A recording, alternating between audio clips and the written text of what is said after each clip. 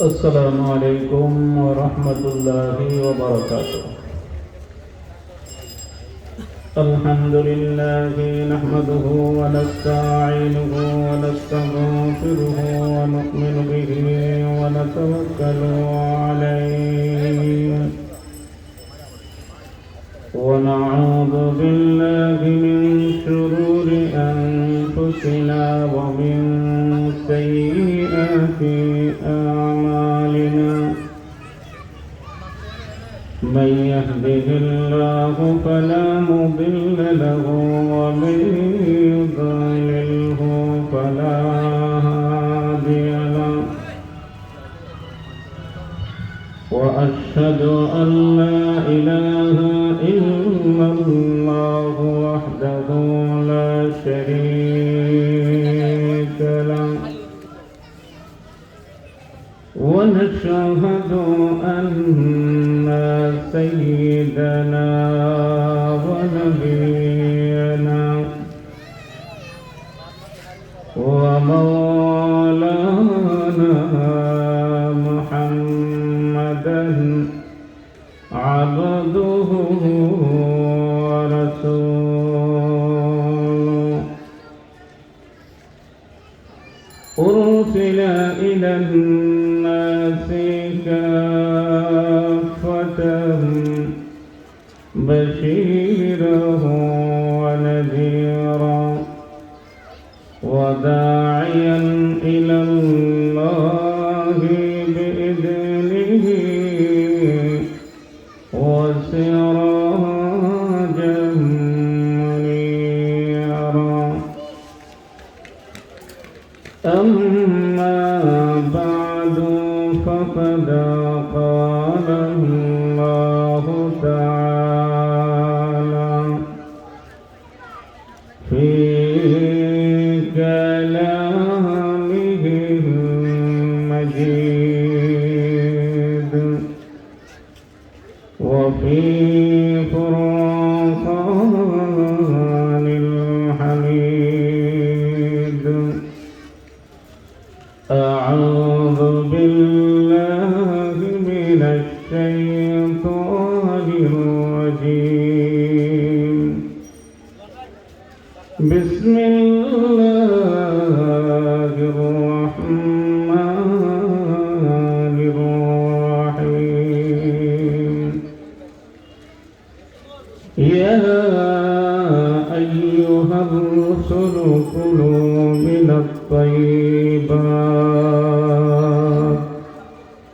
وعملوا صالحا إني بما تعملون عليم. صدق الله العظيم. وقال صاحب القرآن صلى الله عليه وسلم لا تدخل الجنة جسد غذي بالحرام أو كما قال عليه الصلاة والسلام. اللهم صل على محمد وعلى آل محمد كما صليت على إبراهيم وعلى آل إبراهيم إنك حميد مجيد. اللهم بارك على محمد وعلى آل محمد كما باركت على إبراهيم وعلى آل إبراهيم إنك حميد مجيد. জামতলা এলাকাবাসী কর্তৃক আয়োজিত তৃতীয় বার্ষিক ইসলামী মহাসম্মেলনের সভাপতির আসন অলঙ্কিত করে আছেন আপনার আমার সকলেরই অত্যন্ত শ্রদ্ধেয় ব্যক্তিত্ব, জামতলা জামে মসজিদ পরিচালনা কমিটির সভাপতি আলহাজ অ্যাডভোকেট আলী আহমদ সাহেব। সভাপতির আসন অলঙ্কিত করে আছেন জামতলা নতুন মসজিদের ইমাম ও খতিব দারুল হাদিস তেগরিয়া মাদ্রাসার মুহাদ্দিস হযরত মাওলানা মতিউর রহমান সাহেব, জাতির বিবেক কর্ণধার শ্রেষ্ঠ সন্তান হযরত উলামায়ে কেরাম, সম্মানিত মুরব্বিয়ানে আযম, প্রান্তীয় যুবক ভাইয়েরা, পর্দার আড়ালে অবস্থানরত পর্দানিশীন সম্মানিতা মা ও বোনেরা, মহাপরাক্রমশালী রাজাধিরাজ একচ্ছত্র ক্ষমতার অধিকারী আল্লাহ সুবহানাহু ওয়া তাআলার দরবারে লক্ষ কোটি শুকরিয়া আদায় করি, যিনি অত্যন্ত দয়া করে মেহেরবানি করে বরকতময় সময়ে রহমতি বরকতি জান্নাতি বাগানে কোরআন এবং হাদিসের আলোচনা শোনার জন্য সমবেত হওয়ার তৌফিক দিয়েছেন। সকলে মিলে বলিষ্ঠ আওয়াজে শুকরিয়া আদায় করি, সবাই বলে আলহামদুলিল্লাহ। মুহতারাম হাজিরিন, আমি আপনাদের সামনে কোরআনুল কারীমের সূরা মুমিনুন থেকে আয়াতে কারীমা তিলাওয়াত করেছি।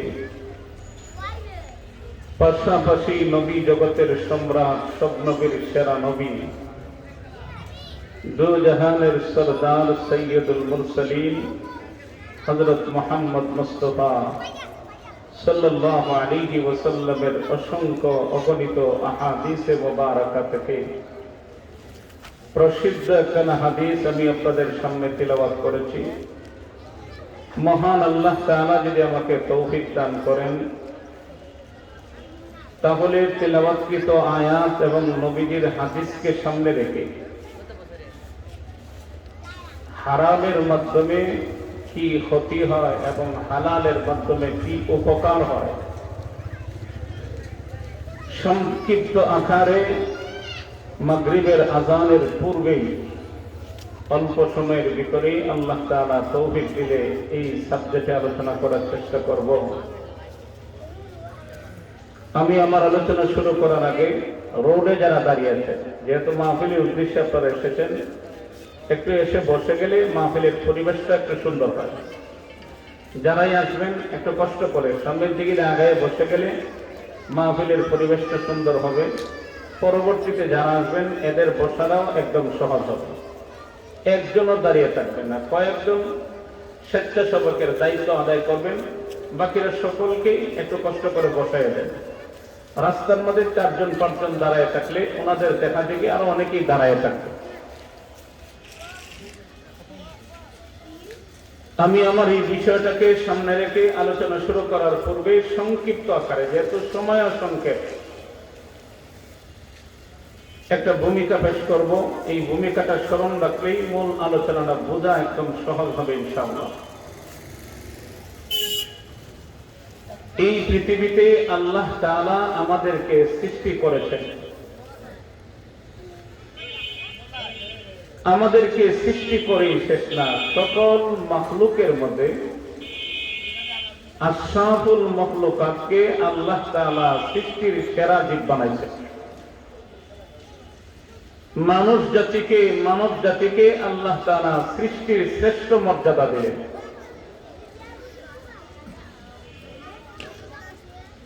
এই পৃথিবীতে আল্লাহ তাআলা যত মাখলুক সৃষ্টি করেছেন, তার মধ্যে মানব জাতি, মানুষ হলো সকল মাখলুকের সেরা, সকল মাখলুকের মধ্যে শ্রেষ্ঠ মর্যাদার অধিকারী। আল্লাহ তাআলা এই মানুষকে কেন সৃষ্টি করছেন, তার কারণটা কি? ওয়ামা খালাকতুল জিন্না ওয়াল ইনসা ইল্লা লিয়াবুদুন। আল্লাহ তাআলা কোরআনের এক আয়াতে বলেন, আমি মানব এবং দানবকে সৃষ্টি করেছি, উদ্দেশ্য হলো একমাত্র আল্লাহ তাআলার ইবাদত বন্দেগী করার জন্য। আমরা ইবাদত বন্দেগী করব কার? কথা বলেন, আমরা কার ইবাদত করব? একসাথে আওয়াজ বলেন, কার ইবাদত করব?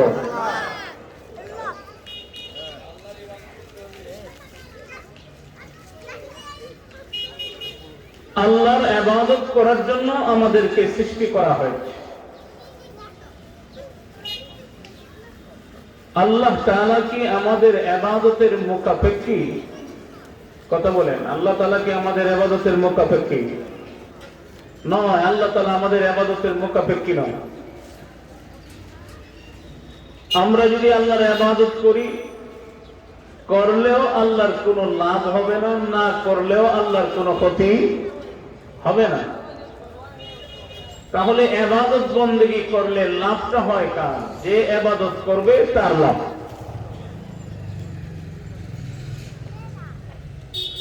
ইবাদত বন্দেগী করার মাধ্যমে সহজেই একজন ঈমানদার মুসলমান, আল্লাহর বান্দা এবং বান্দী, সহজেই সে আল্লাহর প্রিয় হয়ে যেতে পারে।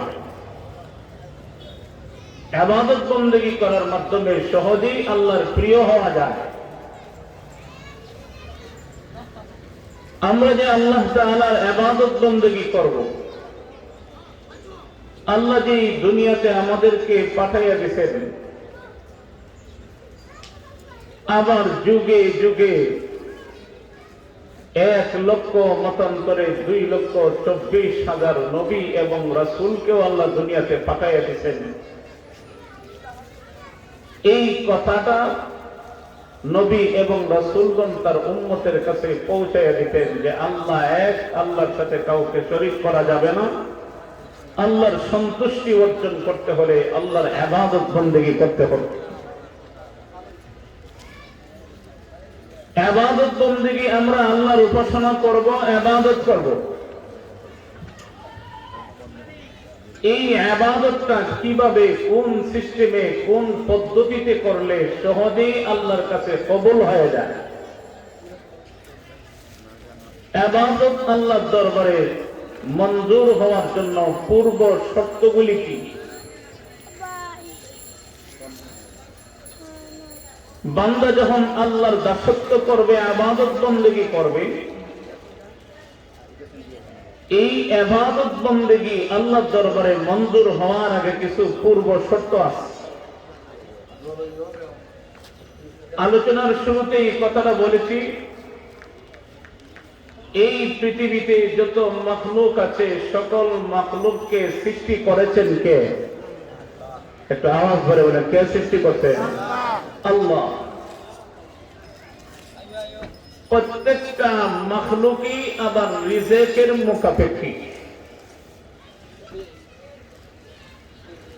আর এই রিজেকটাই যা মানুষ খাদ্যের জন্য গ্রহণ করে, খিদা নিবারণের জন্য গ্রহণ করে, ওই রিজেকটাই আল্লাহ তাআলার পক্ষ থেকে মাখলুকের জন্য আল্লাহ ব্যবস্থা করে দিয়েছেন। মাখলুক এটা জোরপূর্বক এই ব্যবস্থাটা গ্রহণ করে নাই, বরং আল্লাহ নিজে দয়া গুণে, দয়ার পরশয়ে অনুগ্রহ করে আল্লাহ তার মাখলুকের জন্য রিজেকের ব্যবস্থা করে দিয়েছেন। এজন্যই এই পৃথিবীতে, এই ভূপৃষ্ঠে এমন কোন মাখলুক নাই যে মাখলুকের রিজেকের ব্যবস্থা আল্লাহ করেন নাই। এমন কোন মাখলুক আছে? এমন কোন কীট পতঙ্গ আছে যে তার রিজেকের ব্যবস্থা আল্লাহ করেন নাই? কুরআনুল কারীমের এক আয়াতে আল্লাহ ঘোষণা করেন, ওয়ামা মিন দাব্বাতিন ফিল আরদি ইল্লা আলাল্লাহি রিজকুহা। এই পৃথিবীর জমিনে, এই ভূপৃষ্ঠে এমন কোন প্রাণী নাই যে প্রাণীর রিজেকের ব্যবস্থা আল্লাহ নেন নাই। এই দায়িত্ব আল্লাহ তাআলাকে চাপাইয়া দেওয়া হয় নাই, বরং আল্লাহ তাআলা যেমন ভাবে মাখলুককে দয়া করে সৃষ্টি করেছেন, মাখলুকের রিজেকের ব্যবস্থাটাও আল্লাহ দয়া করে নিয়ে গেছে।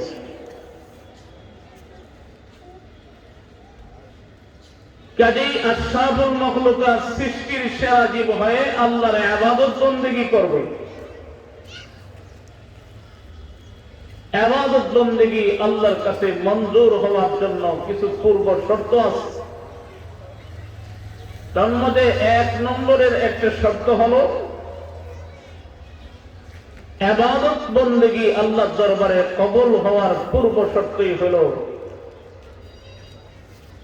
তুমি যে রিজেকের ব্যবস্থা আল্লাহ তাআলা করে দিবেন, এই রিজেককে অন্বেষণের জন্য দুনিয়াতে যত পন্থা যত পথ তুমি অবলম্বন করো, এই অর্জিত পথটা তোমার থাকতে হবে হালাল। কি থাকতে হবে? একসাথে আওয়াজ বলে বলেন, কি থাকতে হবে? হালাল না হারাম? হালাল।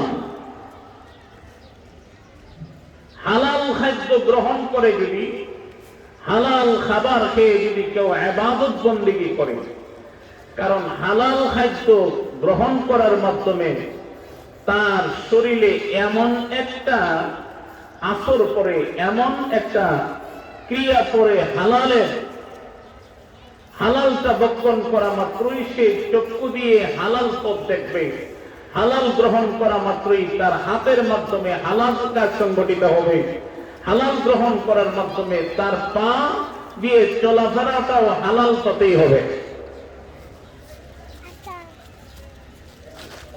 এজন্যই ইবাদত আল্লাহর দরবারে মঞ্জুর হওয়ার জন্য সে খাদ্য হিসেবে যা গ্রহণ করবে এটা থাকতে হবে হালাল না হারাম? একটা আওয়াজ করে বলেন, হালাল না হারাম? হালাল। দ্বিতীয় নম্বরে কথা হলো তার পরিধানে যে বস্ত্র আছে এই বস্ত্রটা থাকতে হবে হালাল। হালাল অর্থের বিনিময়ে খরিদ করা। মনে করেন আপনি একটা জামা খরিদ করলেন, এই জামাটা 10 টাকা দিয়ে কিনলেন, 10 টাকার মধ্যে যদি 1টা টাকা হারাম হয়, ওই জামা যতদিন আপনার শরীরে থাকবে, যত সময় লাগায় আপনি ইবাদত বন্দেগী করবেন, ওই 1টা টাকা হারাম টাকার দরুন আপনার ইবাদত বন্দেগী আল্লাহর দরবারে কবুল হবে না। আমি আপনাদেরকে জিজ্ঞাসা করতে চাই, আজকে বর্তমান দুনিয়াতে কত মানুষ কত আহাজারি রুনাজারি কান্নাকাটি করতেছে আর ফরিয়াদ করতেছে, এত দোয়া করি, এত কান্নাকাটি করি, কিন্তু আমার দোয়া তো কবুল হয় না, আমার কান্নাকাটি তো কবুল হইতেছে না। কেন কবুল হচ্ছে না? আল্লাহর পয়গম্বর হযরতে মূসা আলাইহিস সালাতু সালাম একটা জনপদে দিয়ে যাচ্ছেন, গিয়া লক্ষ্য করে দেখেন একটা যুবক আকাশের দিকে দুটো হাত প্রসারিত করে আল্লাহর দরবারে কান্না শুরু করছে। চোখ দিয়া বৃষ্টির মতো গড়ায়া গড়ায়া পানি পড়তে আছে, হাতটাকেও আকাশের দিকে প্রসারিত করে কান্না শুরু করছে। আপনার চোখের সামনে যদি এই রকমের একটা লোক এমন ভাবে দুটো হাত প্রসারিত করে আওয়াজ দিয়ে কান্নাকাটি করা শুরু করে, একেবারে শক্ত হৃদয়ের অধিকারী যদি কেউ থাকুক না কেন, এই অবস্থাটা দেখলে তার মনটা নরম হবে না হবে না? একটা আওয়াজ বলে বলে, নরম হবে না হবে না? হবে। আল্লাহর পয়গম্বর হযরতে মূসা আলাইহিস সালাতু সালাম ওই জনপদের লোকটার এই অবস্থাটা দেখে ওনার মনটা একটু নরম হয়ে গেছে। ও কান্নাকাটি করে আর দুটো হাত প্রসারিত করে আল্লাহর দরবারে কান্নাকাটি করতেছে, কিন্তু তার কান্নাকাটি দিয়ে মঞ্জুর হয়, দোয়া যে মঞ্জুর হয়, এটার কোনো আলামত তার চেহারার মধ্যে প্রকাশ পায় না। আল্লাহর পয়গম্বর মূসা আলাইহিস সালাতু ওয়াসসালাম ওই যুবকটার প্রতি দয়ার পরশ হয়ে মায়া লেগে গেছে, দয়া লেগে গেছে। ওগো আল্লাহ, যুবক দুটা হাত আকাশের দিকে প্রসারিত করে, চার চোখ দিয়া বৃষ্টির মতো গড়ায় গড়ায় চোখে পানি পড়তে আস। এত লম্বা দোয়া করে, কিন্তু তার দোয়া তো মঞ্জুর হওয়ার কোন লক্ষণ তার চেহারার মধ্যে দেখি না। ওগো আল্লাহ, কেন তার দোয়াটা কবুল হয় না? কেন তার দোয়াটা মঞ্জুর হয় না? আল্লাহ ডেকে বলে, আমার পয়গম্বর মূসা, ওই যুবক হাত যদি প্রসারিত করতে করতে চার হাত আকাশ পর্যন্ত গিয়েও যদি পৌঁছে যায়, যদি আর দুনিয়া যতদিন থাকে ততদিন পর্যন্ত যদি ওই লোকটা এমন ভাবে কান্নাকাটি করে, এরপরেও ওই যুবকের দোয়া আমার দরবারে কবুল হবে না। হাত বন্ধ করতে করতে যদি আকাশ পর্যন্ত পৌঁছে যায়, চোখের পানি ছাড়তে ছাড়তে এমন ভাবে যদি কিয়ামত পর্যন্ত চোখের পানি ছাড়ে, এরপরও দোয়াটা মঞ্জুর হবে না। আল্লাহর পয়গম্বর ডেকে বলেন, ওগো আল্লাহ, কেন? তার কারণটা কি? কেন তার দোয়া মঞ্জুর হয় না? আল্লাহ ডেকে বলেন, আমার পয়গম্বর শোনো, কেন তার দোয়া কবুল হয় না, কান্নাকাটি মঞ্জুর হয় না? তার পেটের ভিতরে যা ঢুকাইছে এগুলা তো হালাল নয়, পেটের ভিতরে ঢুকাইছে হারাম। তার শরীরে যেই কাপড় আছে এই কাপড়গুলি তো হালাল নয়, হারাম। যতক্ষণ পর্যন্ত তার শরীর থেকে হারাম কাপড় পরিবর্তন না করে, হালাল কাপড় যদি পরিধান না করে, যেই অর্জিত সম্পদ দিয়ে কাপড় কিনেছে এই অর্জিত সম্পদটা তো তার হালাল না, হারাম। এই জন্যই তো আমি আল্লাহ দরবারে তার দোয়া মঞ্জুর হইতেছে না। কাজেই ইবাদত বন্দেগী কবুল হওয়ার জন্য তার খাদ্য যেমন ভাবে হালাল থাকতে হবে, তার পরিধানের বস্ত্রটাও থাকতে হবে কি হালাল না হারাম? একটা আওয়াজ করে বলে, হালাল না হারাম? হালাল। খাদ্য তার যে অর্জিত সম্পদ থেকে খাদ্যের ব্যবস্থা করলো, এটা হালাল তরিকায় ও ব্যবস্থা করছে। কোন অবস্থাতেই হারাম স্পর্শ করে নাই। তার ব্যবহারের জামাটাও হলো হালাল অর্জিত সম্পদ থেকে, অর্থ থেকেই তার জামাটা খরিদ করা।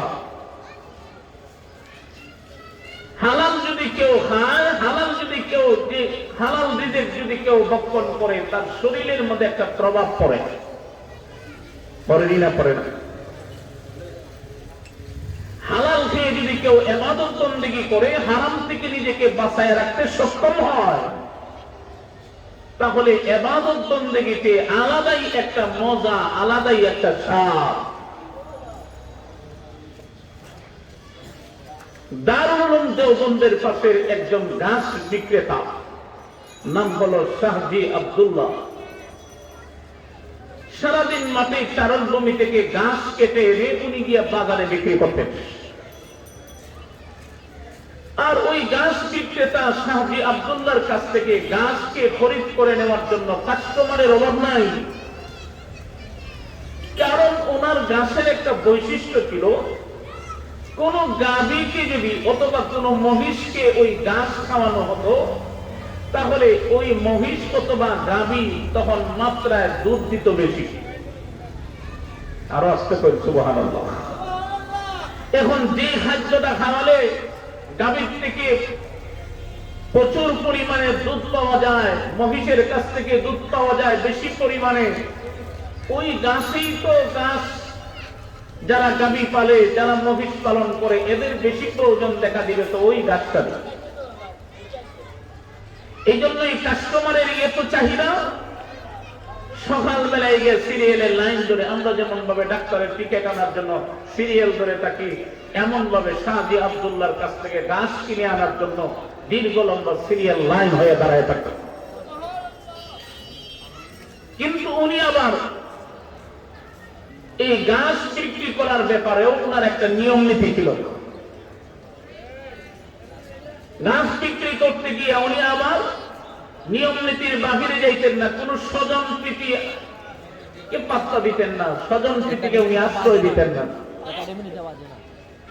যে প্রথমে আসতো তাকেই দিতেন, যে দ্বিতীয় নম্বরে আসতো তাকেই দিতেন। ওই ব্যাপারে উনি আবার ছিলেন পাহাড়ের মতো শক্ত অটল। শাহজি আব্দুল্লাহ উনি, ওনার আদত ছিল, ওনার অভ্যাস ছিল, দৈনন্দিনে ঘাস বিক্রি করে অর্জন করতেন মাত্র 6 পয়সা। কয় পয়সা? 6 পয়সা। ওই 6 পয়সাকে উনি 3 ভাগে ভাগ করতেন। 2 পয়সা রাখতেন সংসারের খরচের জন্য, 2 পয়সা এতিম, বিধবা, মিসকিন, গরিব, অসহায় যারা আছে এদের মধ্যে উনি বিলাইয়া দিতেন। আর 2 পয়সাকে উনি জমা করে রাখতেন। বছরকে বছর এমন ভাবে জমা করার পরেই দারুল উলুম দেওবন্দের বড় বড় হুজুর উলামায়ে কারাম যারা ছিলেন ওনাদেরকে উনি দাওয়াত দিয়ে এনে ওই 2 পয়সা সারা বছরের জমাকৃত এই অংশ দিয়া ওনাদেরকে দাওয়াত খাওয়াইতেন। দারুল উলুম দেওবন্দের সদরুল মুহাদ্দিসিন আল্লামা ইয়াকুব নামাতুবি রাহমাতুল্লাহ আলাইহি বলেন যে আমরা ওই শাহজি আব্দুল্লাহর করে দাওয়াত খাওয়ার জন্য 1 বছর পর্যন্ত অপেক্ষায় থাকতাম। ঘুরে বলে সুবহানাল্লাহ। কেন? যে শাহজি আব্দুল্লাহর বাড়িতে দাওয়াত খাওয়ার পরে 40 দিন পর্যন্ত ইবাদত বندگিতে এমন ভাবে মনোযোগ তৈরি হতো, ইবাদত ব্যতি রেখে আর অন্য কোনো কিছু আর স্মরণ হইতো না, এমন ভাবে খাদ্যে প্রভাব পড়তো আমাদের শরীরে। আওয়াজ করে বলেন আল্লাহু আকবার। কাজেই হালাল খাদ্যের মধ্যে একটা প্রভাব আছে না নাই? একটা আওয়াজ করে বলেন আছে না নাই? হালাল যদি খান আপনার হাত দিয়ে হালাল হালাল পথে কাজ করা সম্ভব হবে। আপনি যদি হালাল ভক্ষণ করেন, চক্ষু দিয়ে হালাল পথ আপনি দেখবেন। আপনি যদি হালাল ভক্ষণ করেন, আপনার পা দিয়ে চলাফেরা হারাম লাইনে আপনার চলাফেরা হবে না, হালাল পথেই চলাফেরার ওই সময় সহযোগিতা হবে। এই জন্যই ইবাদতের পূর্ব শর্ত আল্লাহর দরবারে মঞ্জুর হওয়ার জন্য আপনি যে খাদ্যটা গ্রহণ করবেন, এই খাদ্যটা খাবেন, খাদ্যটা সংগ্রহ করবেন, এই খাদ্যটাকে অর্জন করবেন। অর্জিত সম্পদটা হালাল না হারাম? একটা আওয়াজ করেন, হালাল না হারাম? হালাল। কারণ হালাল খাইলে, হালাল ভক্ষণ করলে হালালের একটা আলাদা প্রভাব আছে, আছে না নাই? একটা আওয়াজ বলবেন আসেনি না নাই? আরেকটা উদাহরণ শুনলে বুঝবেন। পাকিস্তানের প্রেসিডেন্ট আব্দুর রহমান, ওনার দাদা হলেন দুস্ত মোহাম্মদ। উনি একবার ওনার ছেলে যুবরাজকে একটা যুদ্ধের মাঠে পাঠাইলেন। সীমান্ত এলাকায় বিশাল একটা বাহিনীর প্রধান বানায়া পাঠাইছেন। সীমান্ত এলাকায় চলে গেছে, জোহরের পরপরই সংবাদ আসছে যুবরাজ যুদ্ধের মাঠে পরাজয় বরণ করছে। সিআইডির লোকগুলো বলতেছে, বিভিন্ন মাধ্যমে খবর এসে বাড়িতে পৌঁছলো যে যুবরাজ তো যুদ্ধের ময়দানে পরাজয় বরণ করেছে, বিজয়ী হতে পারে নাই।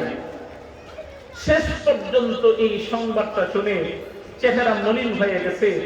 বাড়িতে এসে দুস্ত মোহাম্মদ উনি উনার স্ত্রীর কাছে বলতেছে, আরে শুনো, তোমার আদরের দুলাল যুবরাজ, ওরে অত কিছু করে খাওয়াইলা, লালন পালন করলাম, এত বেশ আর পিছনে করলাম, ও তো যুদ্ধের ময়দানে গিয়ে পরাজয় বরণ করেছে, এই চেহারা আমরা কাকে দেখাবো? এই কথাটা শুনি মা লক্ষ্য করে বলতেছেন, না, কসমিন কালেও না, তামাম পৃথিবী মিথ্যা হতে পারে, আমি এই কথা বিশ্বাস করি না।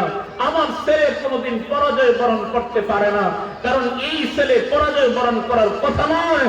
অবশ্যই অবশ্যই এই ছেলে সীমান্ত এলাকায় যুদ্ধের জন্য যে চলে গেছে, অবশ্যই আমার সন্তান সে বিজয়ী বসে ফিরে আসবে। আওয়াজ করে বলেন আল্লাহু আকবার। সর্বশেষ বিকাল বেলায় আসরের পরেই দেখা যায় আবার সংবাদ আসছে। কি সংবাদ আসছে? যে সংবাদটা এসে পৌঁছেছে যুবরাজ তো যুদ্ধের ময়দানে বিজয় হয়ে গেছে। আর আসতে কয় সুবহানাল্লাহ, যুবরাজ বিজয় হয়ে গেছে। বাবা এই কথাটা শুনে বাড়িতে গেছেন, গিয়া লক্ষ্য করে বলতেছেন, ওই ছেলের মাকে যে আমি বুঝতে পারলাম না, প্রথম সংবাদ বললাম তুমি বিশ্বাস করলে না, সর্বশেষ তো দেখা যায় তোমার কথাটাই বাস্তবায়ন হয়েছে। যুবরাজ তো দেখা যায় যুদ্ধের ময়দান থেকে বিজয়ী হয়ে বিজয়ী বেশে ফিরে এসেছে। ঘটনাটা কি তুমি কিভাবে অনুমান করতে পারলা? আল্লাহর বান্দী সেই দিন জবাব দিয়েছে, ও মুসলমান ইমানদার, দুনিয়ার সকল মুসলমান ইমানদার চায় পুরুষ হোক নারী হোক এই কথার স্মরণ রাখার দরকার, এবং ভবিষ্যতে এই স্মরণ রেখে আমাদের প্রত্যেকের পরিবারে এই আদর্শটাকে বাস্তবায়ন করার দরকার। মহিলা ডেকে বলে, শুনে রাখো, আমার এই সন্তান যখন আমার পেটে ছিল, পেটে আসা মাত্রই তখন থেকে শুরু করে নিয়ে অদ্যাবধি পর্যন্ত আমি কোনোদিন এই পেটে হারাম খাদ্য ঢুকাই নাই। কি ঢুকাই নাই? হারাম খাদ্য ঢুকাই নাই। কারণ মা যদি হারাম খাদ্য গ্রহণ করে, ওই মায়ের পেটে যেই সন্তানটা হবে, ওই হারাম খাদ্যের একটা প্রভাব তার সন্তানের উপরে পড়ে। কথা বলেন ঠিক কিনা? একটা আওয়াজ দাঁড়িয়ে বলেন। বাবা বাবা যদি হারাম খাদ্যের দিকে ধাবিত হয়, হারাম পথের দিকে সে অগ্রসর হয়, ওই বাবার স্বভাব থেকে তার সন্তানের উপরে একটা স্বভাবের আসর পড়ে। হাকিমুল উম্মত আল্লামা আশরাফ আলী থানভী রাহমাতুল্লাহ আলাইহি উনি ওনার এক কিতাবে একটা উদাহরণ এনেছেন। এক যুবক নতুন বিবাহ করার পরে যখন বুঝতে পেরেছে তার স্ত্রী অন্তঃসত্ত্বা হবে, ওই মুহূর্তে স্বামী এবং স্ত্রী দুজনের মধ্যে একটা কথা পাকাপাকি হয়ে গেছে, একটা বিষয় চূড়ান্ত সিদ্ধান্ত হয়েছে। বলে কি সিদ্ধান্ত? বলে যতদিন পর্যন্ত এই সন্তান ভূমিষ্ঠ না হবে, এর আগ মুহূর্ত পর্যন্ত তুমিও হারাম খাইবে না, আমিও হারাম খাইব না। ঠিক আছে, ওয়াদাবদ্ধ হলেন, প্রতিজ্ঞাবদ্ধ হলেন, অঙ্গীকার করলেন দুজন। অঙ্গীকার করার পরে সর্বশেষ যখন সন্তান ভূমিষ্ঠ হওয়ার সময় আসলো, সন্তান ভূমিষ্ঠ হলো। ভূমিষ্ঠ হয়ে ওই সন্তান আস্তে আস্তে বড় হয়ে বাবার আঙ্গুলে ধরে ধরে যখন চলাফেরা করতে পারে, হঠাৎ করে একদিন বাবা ওই ছেলেটাকে নিয়ে বাজারে চলে গেছেন। বাজারে চলে যাওয়ার পরেই বাবা লক্ষ্য করে দেখতেছেন ওই সন্তানটা হঠাৎ করে ওনার পাশেই আরেকজন লোক দাঁড়ানো, আরেকজন ব্যবসায়ী, বড়ই ব্যবসায়ী, ওর পাত্র থেকে যাত্রা মেরে একটা বড়ই এনে ওই সন্তানটা মুখের ভেতরে ঢুকাই দিচ্ছে। বাবা তো আশ্চর্য হয়ে গেছেন, এই পরিবারের সন্তান, আমার সন্তান তো এরকম হওয়ার কথা নয়। আমি তার পাশে দাঁড়ানো, মালিকের অনুমতি ছাড়াই ওই সন্তান যাত্রা মেরে বড়ই খেয়ে নিবে, এটা কেমন কথা? এটা কোনোদিন হতে পারে না। দ্রুত গতিতে বাজার থেকে চলে আসলেন, বাড়িতে গিয়ে একটা ছুরি দাঁড় করলেন। ছুরি দাঁড় করে স্ত্রীকে লক্ষ্য করে বলতেছেন, শোনো, আজকে যদি সত্য কথা না বলো তাহলে এই ছুরি দিয়ে ফয়সালা হবে, তোমার শরীর থেকে মাথাকে আমি দ্বিখণ্ডিত করে দেব। ঘটনাটা কি? আসল রহস্য কি? এই ছেলে তো বাজারে এমন ভাবে অন্য মালিকের ঝুড়ি থেকে মালিকের অনুমতি ছাড়া বড়ই এই ফলটা গ্রহণ করার কোনো কথা নয়। নিশ্চয়ই এর আগে কোনো রহস্য আছে। যদি জবাব না দাও, তোর বাড়ি দিয়া এই ছুরি দিয়া ফয়সালা হবে আজকে। মহিলা ডেকে বলতেছে, হে আমার স্বামী, তুমি মাফ করবেন, আসলে ওই সন্তানটা যখন আমার পেটে ছিল তখন একটা ঘটনা একটা সংঘটিত হয়েছিল, আমার একটা অপরাধ হয়ে গেছে। কি অপরাধ? আমি বারান্দায় হাঁটাচলা করতেছি, লক্ষ্য করে দেখি আমার প্রতিবেশীর ঘরে বড়ই পেকে গেছে। আমি এই প্রতিবেশীর মালিকের অনুমতি ছাড়াই আমি বড়ইটা খেয়ে ফেলেছি। আমার মনে হয় ওই প্রভাবে ওই সন্তান আজকে বাজারে গিয়ে মালিকের অনুমতি ছাড়াই ফলটা গ্রহণ করে নিয়েছে। কাজেই এই কথায় প্রমাণ করে, মা যদি হারাম খাদ্য গ্রহণ করে, ওই মায়ের পেটে যেই সন্তান আসবে, হারাম খাদ্যের প্রভাব তার সন্তানের উপরে পড়বে না পড়বে না? বাবা যদি হারাম খাদ্য হারাম লাইনে অর্জন করে নিয়ে আসে, তাহলে এটার প্রভাব সন্তানের উপরে পড়ে। অমুসলমান ইমানদার, এই জন্যই ইবাদতের পূর্ব শর্ত হলো আল্লাহর দরবারে মঞ্জুর হওয়ার জন্য খাদ্য থাকতে হবে হালাল, পরিধানের বস্ত্র থাকতে হবে হালাল। 10 টাকার জামা যদি হয়, 1 টাকা যদি হারাম থাকে, 9 টাকা যদি হালাল থাকে, তাহলে 1 টাকা হারাম টাকার দরুন যতদিন পর্যন্ত এই জামা শরীরে থাকবে, ততদিন পর্যন্ত ইবাদত তো কবুলই হবে না, দোয়াও আল্লাহর দরবারে কবুল হবে না। কি হবে না? দোয়া কবুল হবে না। এই জন্য হারামের একটা প্রতিক্রিয়া আছে না নাই? একটা আওয়াজ বেরোবে না, আসেনি না নাই? হারামের একটা প্রতিক্রিয়া আছে। আর হালালেরও একটা উপকার আছে। হালাল খাদ্য গ্রহণ করলে উপকার হয় কি? আপনি হালাল খাইলেন, হাত দিয়ে হালাল কাজ করার সহযোগিতা হবে। আপনি হালাল খাইলেন, চক্ষু দিয়ে হালাল পথ দেখবেন। আপনি হালাল ভক্ষণ করবেন, আপনার পা দিয়া যখন চলবেন হারাম দিকে যে আপনার পা আগাবে না, হালাল পথেই আগাবে। কাজী এতক্ষণের আলোচনার সারাংশ আমি আপনাদের সামনে যে আলোচনা করলাম, যে হারাম থেকে বেঁচে এবং হালাল পথ অবলম্বন করে যদি দুনিয়াতে চলা যায়, ইবাদত বন্দেগী আল্লাহর দরবারে কবুল হবে, দোয়াও কবুল হবে। জুড়ে বলেন ঠিক কিনা? কাজেই আমরা সর্বাত্মক চেষ্টা করব।